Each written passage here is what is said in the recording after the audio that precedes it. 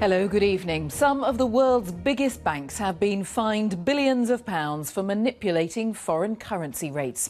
Barclays faces the biggest payout of £1.5 billion. UBS, JPMorgan, Citicorp, Bank of America and the Royal Bank of Scotland were also fined. Traders had used electronic chat rooms to manipulate exchange rates, making large profits at the expense of pension funds and companies. Here's our business editor, Kamal Ahmed. For London's global banks, another day and another set of multi-billion-pound fines, this time for rigging the foreign exchange market.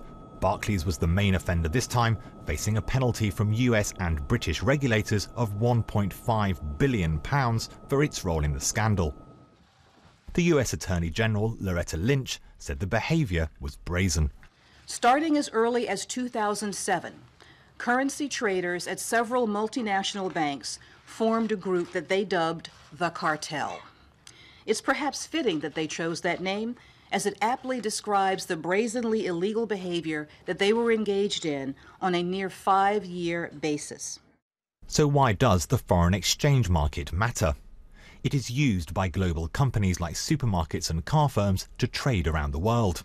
It therefore governs the price of millions of goods we buy and sell each year. If it is rigged, the price of those goods could be affected.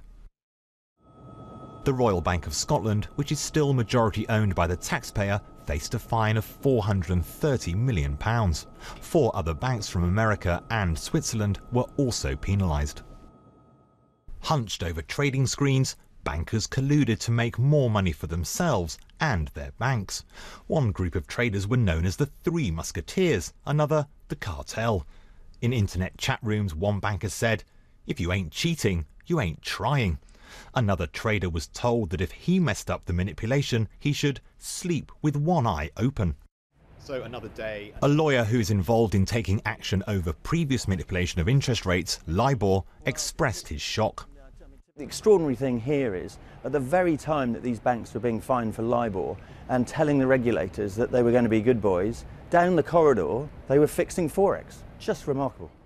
Despite the huge fines today, banks here in the City of London and down the river at Canary Wharf know they are not yet out of the woods.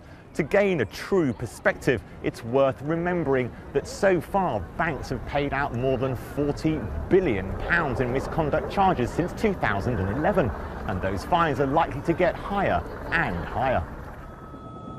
The chief executives of both Barclays and RBS strongly condemned the traders' behaviour, and criminal charges could follow. But with more investigations ahead, we have not seen the last of multi-billion-pound fines for what, in the end, is corruption. Kamal Ahmed,